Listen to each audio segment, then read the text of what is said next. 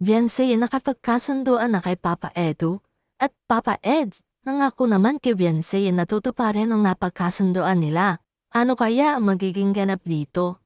Yan ang tatalakayin natin ngayon sa video na to. Bago mo talakayin ang video na to ay huwag kalimutang mag-like at mag-subscribe sa aking munting channel.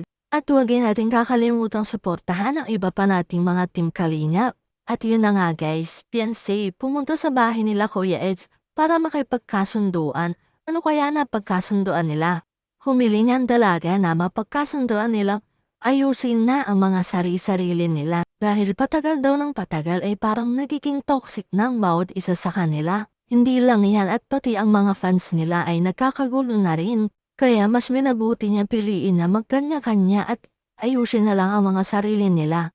Hindi rin naman agad nakapag-react tong si Papa Eds dahil nga nabigla naman sa biglaang desisyon ni Beyonce. Dun ay isa't dalawa pa siya kung papayag ko siya sa gustong mangyari ni Beyonce sa kanilang dalawa. Kung tama pa natigilan na lang kung ano yung meron silang dalawa. Dahil labag man sa loob niya ay parang wala na rin siya naging choice kasi nga ito yung gusto ni Beyonce na mangyari ngayon. Dahil sa tingin naman nila ay maiintindihan ng mga supporters nila kung ano man ang maging decision nilang dalawa. Kuya Edo nangako naman na tutuparin kung ano ang napagkasunduan nila ngayon ni Beyonce. Para naman sa akin guys ay wala naman sigurong masama kung unahin muna ni Beyonce ang sarili niya bago ang about sa kanila ni Kuya Eds, diba? Dahil bukod sa maayos niya yung sarili niya makapag-focus din siya sa lahat ng bagay na gusto niyang gawin.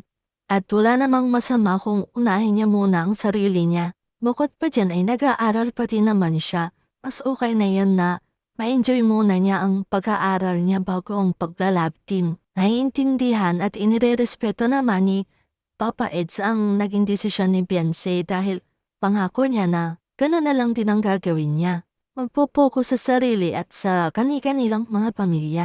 Sa palagay niyo guys, ano kaya ang mangyayari at ano ang kahihinat na napagkasunduan nitong dalawang to? Tingin niyo ba mapapanindigan nila to ng matagal or panandalian lang?